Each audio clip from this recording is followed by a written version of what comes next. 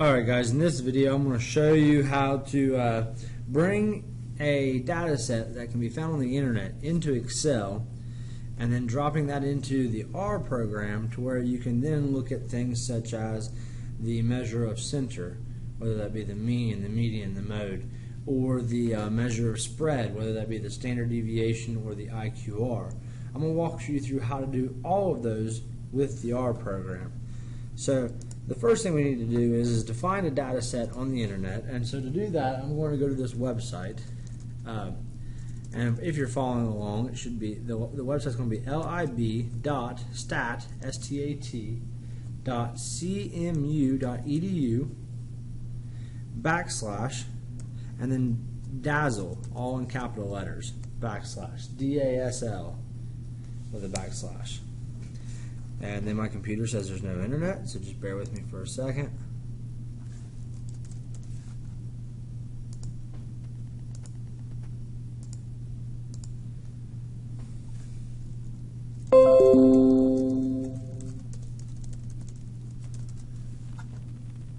Alright, let's try that again. Alright, so that brings us to the Data and Story Library website. And I already have a data set made up, so that I found. So I'm going to go to Power Search and then type in the word healthy. And we're going to bring up this healthy breakfast story. And so it's just going to do an explanation. The story name is Healthy Breakfast. Topics are nutrition and health. Data name is cereals. And this data file contains the nutritional information and grocery shelf location for 77 cereals. Current research states that adults should consume no more than 30% of their calories in the form of fat. They need about 50 grams for women and 63 grams for men of protein daily, and should provide a remainder of the calorie intake with complex carbs. That include the cereal name, manufacturer type, types of calories, grams of protein, grams of fat, milligrams of sodium, grams of fiber, grams of carbs, grams of sugars, milligrams of potassium, and the typical percentage of the FDA RDA's vitamins, the weight of one serving, and the number of cups in a serving, as well as the location. Now, the location on the shelf seems maybe not important, but companies strategically put cereal on different shelves to appeal to different audiences. So, shelf being the lowest, number one, shelf 1 being the lowest shelf, that would be cereal that typically appeals to smaller kids. Shelf 2, someone who is a little bit taller, the typical, and then shelf 3, the upper shelf material, usually is the healthier cereals, those that appeal to an adult. So this kind of explains just how to read the data set, and then it gives an image down here of stuff that can be pulled from the data set. So here's a box plot of the sugars across the shelf that they were found on, and you can see that there's many different interpretations that will be read into this, but we're not going to worry about that just now. But what we're going to do is we're going to go to the data file, cereals, we're going to open it up. And that brings us to this data. Now this data is not necessarily that easy to get into R. So it's very disorganized. So the easiest way to do this is to highlight the entire data set, and we're going to copy. Then we're going to open up an Excel sheet. Obviously, how you guys get into an Excel is going to be slightly different. Now, if I hit paste, it's going to look like this. It's a mess. So rather than doing that, I'm going to undo that. We're going to go to paste special, directly below paste special. And then it's going to say HTML, which is what it's currently trying to do, but we want to paste it as a text. So it's going to do a text to column format. So it's going to read the text and then put it in columns based on how the text is spaced out in the document. And when we do that, we see now that it's much more organized. The data set is in individual rows along with individual columns. So we've got the name of the cereal. So for here, this is all brand with extra fiber, Almond Delight, Cheerios, Clusters, Corn Chex, Corn Flakes. Who manufactures them?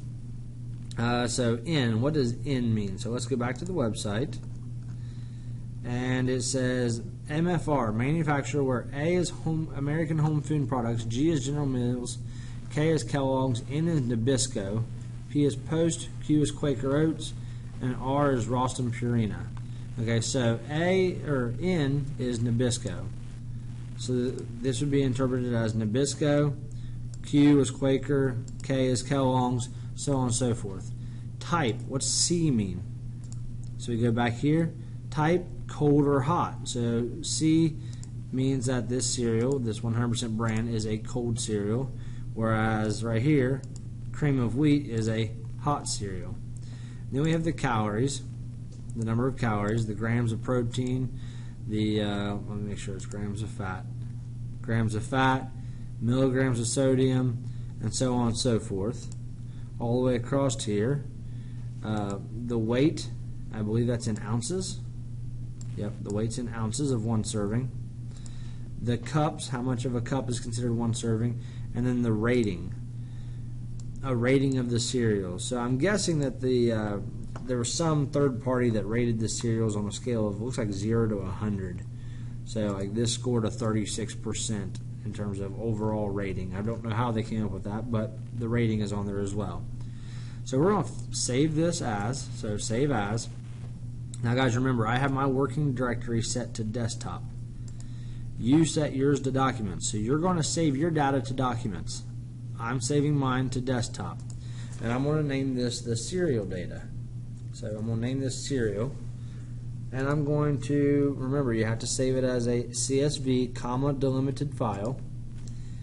And when you hit save, it's going to say, are you sure? You hit OK. It's going to say, there might be issues. That's no big deal. Just hit yes. We're going to minimize that. And now our data is ready to get into R. So I'm going to create a new script. Guys, you should already have this on your other script, but I'm going to get working directory. I'm going to run this. You can see here, this has it as documents. I am doing mine using desktop. So I'm going to set mine. Users, Fred. I don't know why Fred is there instead of Aaron, but it is. Desktop. And then that sets my working directory. Now I want to bring my data into here. So I'm going to, this is the cereal data, so I'll just name it cereal. I'm going to read a CSV file where the file's name was cereal. And then I'm going to, let me go up here, set my working directory, run, bring the cereal data in. Now if I type in cereal and run that, it should show up inside of R. Now remember guys, we can go in here and type in names of cereal, and we can run that, and it tells us the title of all of our, it tells us the titles of all of our columns. But remember, if I go to type in mean of carbo, for mean of carbohydrates, it says carbo is not found. That's because although I've typed in cereal, I've not attached it. So I need to attach cereal. That way R can now read it, so run. And then now if I type in mean of carbo, it can now calculate the average of carbohydrates. So that's going to, once again, carbohydrates was measured in grams of complex carbs. So 14.5974 means that the average number of complex carbohydrates was 14.5974 grams for all of these types of cereals. Okay, so now we've got this into R. Now let's run through all the things that we can do with that. So the first thing is the mean function. And guys, we've already went over this. We've used mean a good bit, but you just type in mean of whatever you want to do. So mean of calories, or let's do mean of fat, and then run, and that's going to tell us the average grams of fat, and so on and so forth. So that's a pretty easy function we've already been doing. Now remember, if we do mean of MFR, mean of manufacturers, and we hit run, it's going to say this argument is not numeric or logical. Well, the reason being is my manufacturer column, which is way up here, is measured in N, Q's, K's, R's, G's, they're categorical data, so we can't calculate the average of categorical data. So finding the mean of the manufacturers would not make much sense. So that's the median, or the mean function. Now we also have the median function, which would just be median of fat. And then we hit run. And it tells us what is directly in the middle. Another way of doing this is if we type in summary of fat, and then we run that, it's going to give us that the lowest number of fat, or grams of fat, was 0. The first quartile, so the bottom 25%, was 0. The median, the one in the middle, was 1. The third quartile was 2. The maximum was 5, with an average of 1.013. So if we use this summary command, it gives us what's called a 5-number summary, which is min, first quartile, median, third quartile, max. It gives us those 5 numbers plus the mean. So this one command will actually calculate the median of a function and the mean of a function simultaneously. So that's a convenient command. Okay, so this is the 5-number summary plus the mean. That's our command to do that. All right, now if we want to look at distribution shape, then we need to use a histogram. Histograms is used for distribution shape. And I haven't done this yet, so let's just run through a few of them. Let's do histogram of carbohydrates. And then let's run that. Okay, so we see that we get that the histogram of carbohydrates is unimodal, so there's one single mode, or mode in the histogram. And we will also see that the graph looks maybe slightly skewed. Over here to the left is slightly or significantly less data than over here to the right. So it looks slightly skewed. So we can use then that histogram to talk about the shape of the data. Now if we wanted to do something else like a histogram of sugars, we can run that one as well. And we can see that we get something that, I don't know if it's any more symmetrical, it's just different. Let's try doing histogram of potassium. And there's an example of one that maybe is slightly positively skewed in the opposite direction. Okay, so something to recall,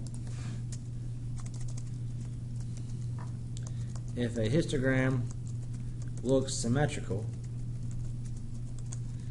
the appropriate measure of center is the mean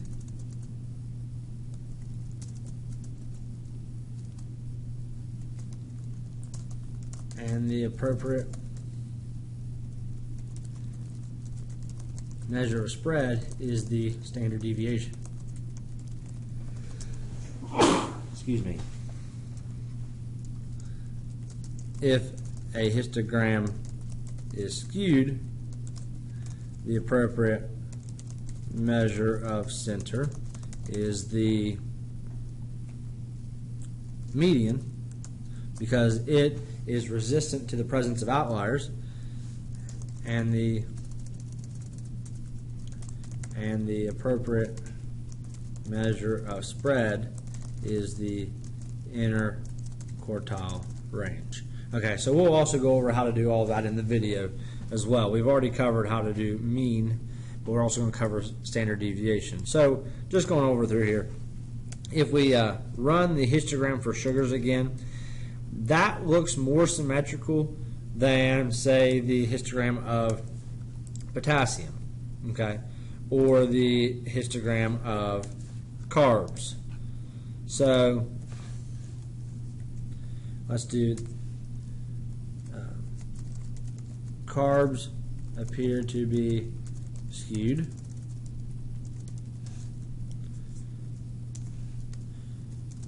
Sugars, although not ideal, appear to be mostly symmetrical. and potassium appears to be positively skewed. And then up here, guys, carbs appear to be negatively skewed. So there's some examples of different types of histograms we can get. All right, now, so with that said, let's go ahead and we went over how to find the mean. So since the histogram of sugars gave us something that appeared to be symmetrical, so sugars were symmetrical. So with that said, our measure of center will be the mean of sugars.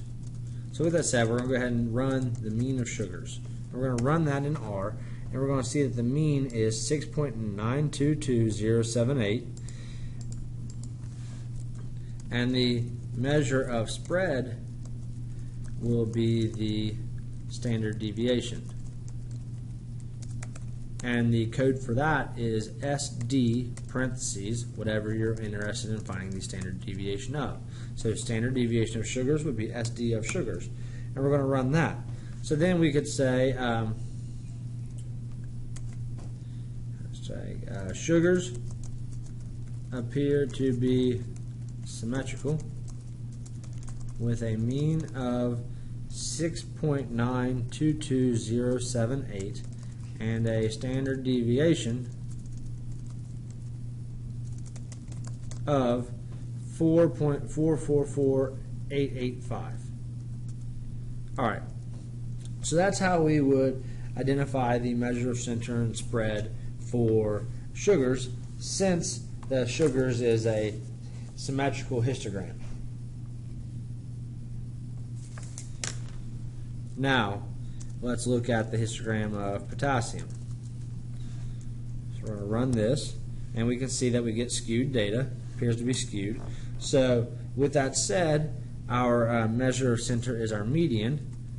So potassium was skewed. So our measure of center will be the median of potassium. And then to run that, we just type in median of potassium. And we run that, and we see that we get a median of 90. And then the measure of spread is the inner quartile range. And if you remember in our notes, the inner quartile range is 1.5 times Q3 minus Q1, where Q3 and Q1 represent our third quartile and first quartile. So to run this, we're going to run the code summary of potassium, run, and that's going to give us our third quartile and our first quartile. So we're going to do over here, we can do 120 minus 40, and actually let's go ahead and let's just do this. Let's do Q3. We're going to name Q3 the number 120. We're going to name Q1 the number 40. That's our first quartile over here. And then we're going to do IQR is equal to 1.5 Q3 minus Q1. And I think we don't need this less than dash. We can actually put equals here. Control R. Let's see. Okay, so we do have to have a less than dash. Control R. Oh, maybe not.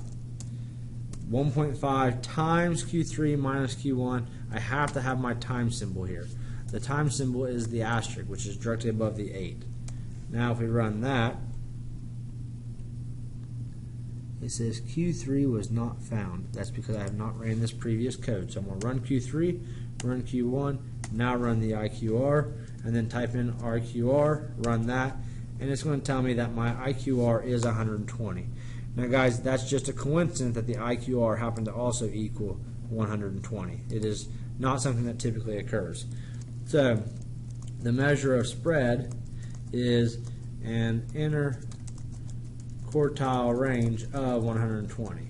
So we would finish this up with saying potassium appears to be skewed with a median of, and we found the median of potassium to be 90, and an inner quartile range of 120. And that's how we'd report the data on that. All right, so that's our measures of spread and center. So, let's see here. Let's go ahead and go over range. If we want to find range, we just type in range of sugars, and then we run that code. And it's going to not tell us the range, but it's going to tell us the lowest and the highest value. Okay, so the range doesn't actually tell us the range, it just gives us the max and min. So then if we do range equals 15 minus negative 1, which we know to be 15 plus 1, let's do 15 minus parentheses negative 1. And then we run that, and we type in range. We get that the range of sugars is 16. If we want to do the range of potassium,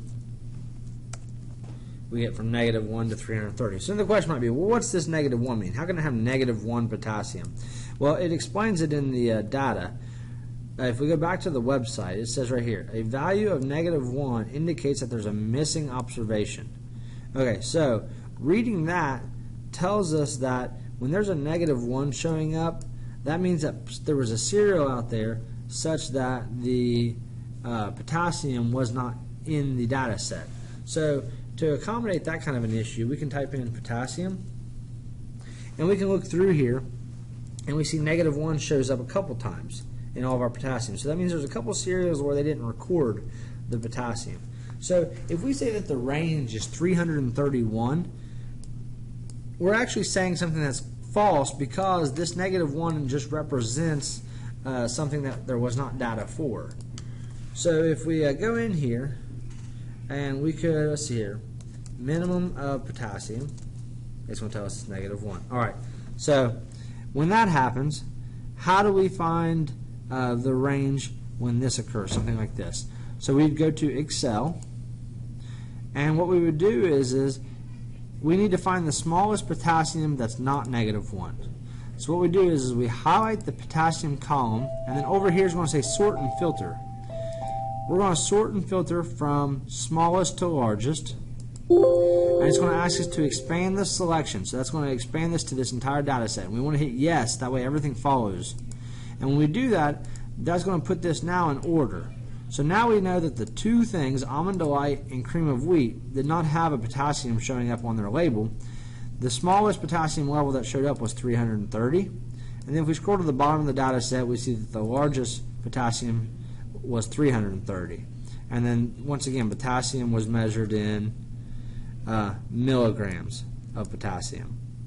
So now that we've done that, we can then do range of potassium equals 330 minus 15, which we know to be 315.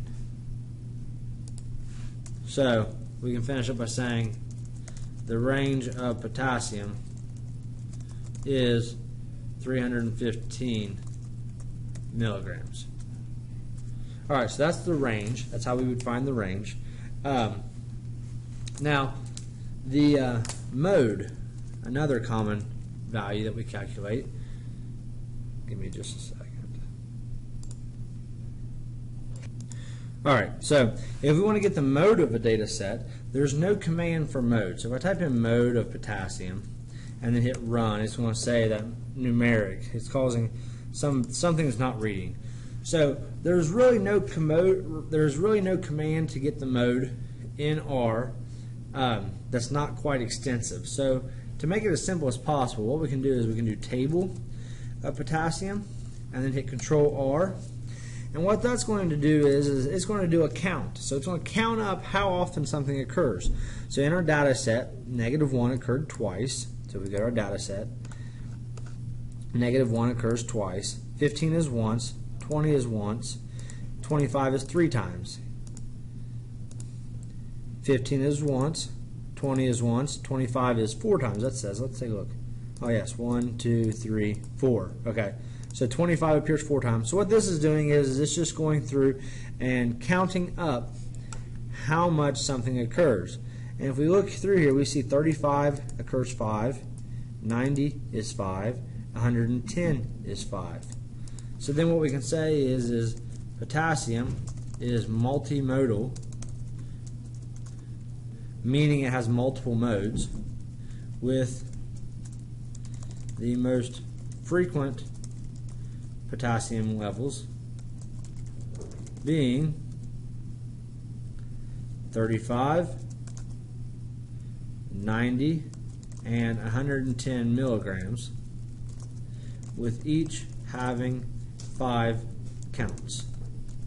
So that's just saying these occurred the most. They all occurred 5 times, and since there was a multiple of them that occurred the same number, we just write them all down. Now, if we were to go through and do a table of sugars, we'd see that sugars is read using grams of sugars. So we would see that sugars has a mode of 3 grams with a count of 13, meaning that 3 grams appeared the most in the number of sugars, and it occurred a total of 13 times. Alright, so that's how we calculate the mode on R. Now let's go over the last thing in this chapter, which is box and whiskers plots. Box and whisker plots. So the command for that's pretty easy. We just do box plot of potassium, and then we run that, and that's going to create a box plot. It's going to go ahead and calculate the extreme level of outliers, and it's also going to plot the outliers. Now, the presence of outliers typically means that our data is skewed. So this box plot corresponds to the fact that we had a histogram of potassium that we thought appeared to be skewed to the right, or positively skewed. If we run the box plot, we see that it's skewed on the upper end as well. So we get supporting information. Now, our other one that we thought was skewed was, let's see here, carbohydrates. So if we do box plot of carbo, we see that we get data that has got 1 outlier on the bottom side, which would imply that there is evidence of it being skewed to the left. And then that would also match our histogram of carbo, which we said appeared to be skewed on the left. Okay, so that's how we run box and whisker plots. Now, if we want to do a comparative study where we look at box of plots, so for example, if we look at manufacturers, we see that we've got several manufacturers. So if we create a table of manufacturers, we're going to see that there was A. A was for American food products. So A happened once. G, which was for, I think, General Mills, yes, had 22 cereals. Kellogg's had 23. N, which is Nabisco, had 6. P, which is Post, had 9. Q, which is Quaker Oats, had 8. And R, which is Ralston Purina, had 8. So once again, guys, we could do a pie chart of our table of our manufacturers, and we can see how the different brands of different manufacturers of cereal is distributed on the shelf of 77 items. But what I'm getting at is what if we want to look at how does the sugar levels look across all the different types of manufacturers? So we can do box plot of sugars across manufacturers. And when we hit run, and that is not doing what I need it to, so let me try to run this.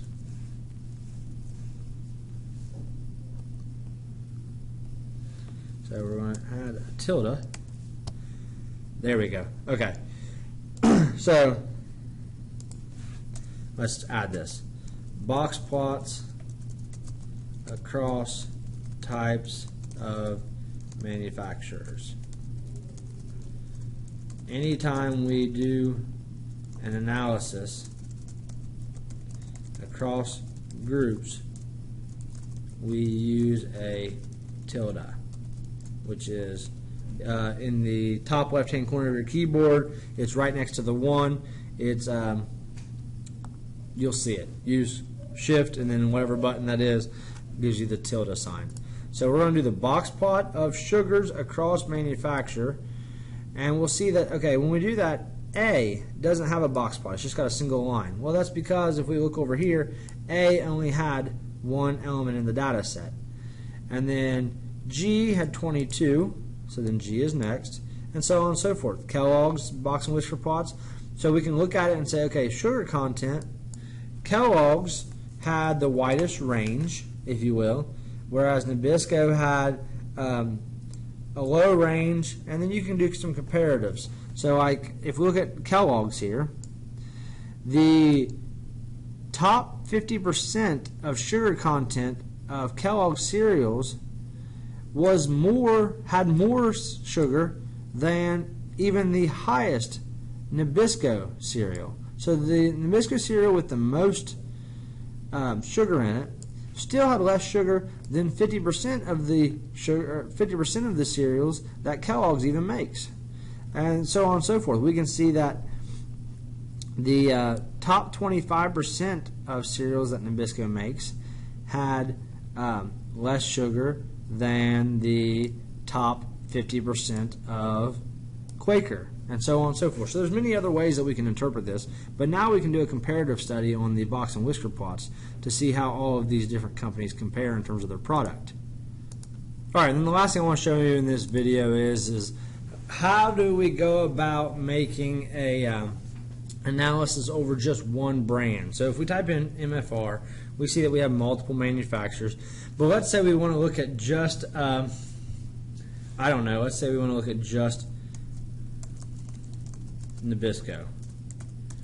So how do we get the mean of the sugars for Nabisco? If we try to type this in, we get that Nabisco was not found. If we try to do the mean of sugars across N, we can do the mean of sugars across manufacturer. Let's see here, MFR. And it's going to say argument's not logical. If we try to do comma, we get that the numerical length is not 1. So how do we run the mean of an individual? So individual manufacturer, I should say. So to complete an analysis over just one category, what we would have to do is we would go to Excel. We would then, so since we're trying to do an analysis of just one category, we're going to go over here, one manufacturer. We're going to go over here and we're going to sort our data, and we're going to sort it in alphabetical order using manufacturer, and we're going to expand the selection to contain the entire data set. Now once we've done that, that's going to put the American first, the G, which stood for General Mills, and so on and so forth. And then we've got Nabisco. And guys, tell you what, here's what we're going to do. We're going to do an analysis of General Mills. So what we're going to do is we're going to go to Excel, and we have all of this extra data that's not needed. We're just really interested in these General Mills cereals. So what we're going to do is we're going to click on column 2, which is our manufacturer A, and we're going to delete this. Then we're going to go down here to everything that's below G, and we're going to click on that columns, or the rows to the left, and we're going to highlight all of them, and we're going to delete all of those. And so now we've just created a data set that has just our General Mills manufacturer in it. So then we'll go to File. Now we're not going to save because that will replace our data set. We're going to save as. And then this is a cereal, and then I'm going to title it G, cereal G, for cereal for General Mills. and we're going to save that just like we would any other. It's going to go through the whole spill.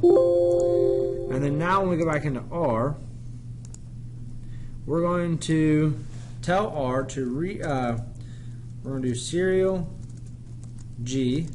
We're going to tell R to read the CSV file serial G.csv. We're going to run that command. And then now if I type in serial G and run, I have just, not the entire data set, but just the data set that goes along with General Mills. So then now I can get the names of serial G.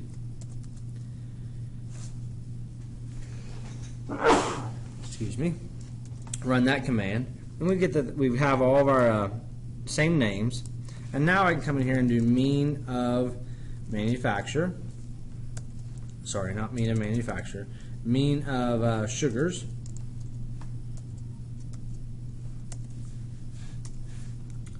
And now it'll calculate the average sugar content of just the General Mills cereals.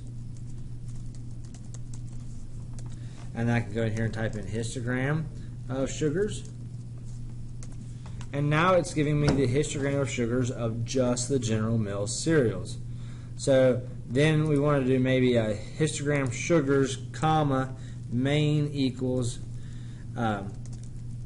General Mills sugar content.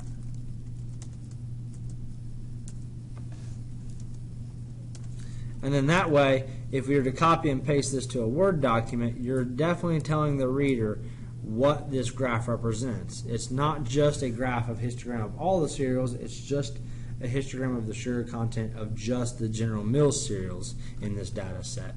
And so that's different things we can do with that. And you can do that with the box plot. You can do box plot of potassium. And then you can go in here and let me just add it over here on my R editor. Box plot of potassium. Run. That's going to give it to us. And then I think we have to type in, so main, I think we can do main label on box plots. I've not tried it before.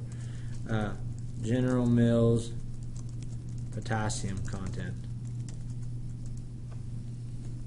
And we try to run it. Yeah, and it does. Alright. So we can also do that same thing, but now instead of looking at the entire data set, we're looking at just General Mills. There's ways to do this with R, but it's much more complicated. So the easiest way to do it is to just go to Excel and then modify your data set in Excel, and then once you drop it into R, you can then do all your calculations. So then if you want to do another manufacturer, you would just go back to your original spreadsheet. You would just go back to your original spreadsheet. Let's say the cereal spreadsheet. And let's say you wanted to do a study on, or a look at just Kellogg's. So then we would go through here and we'd find where the Kellogg's start, and we would get rid of everything above besides our title. And then we go to the bottom of the Kellogg's and get rid of everything below. And in doing that, we've just created a data set of just the Kellogg data, and then that we can use that to answer any questions about Kellogg cereals. So that finishes up that video. I know it was a long one. Hopefully it all made sense. If you have any questions, let me know.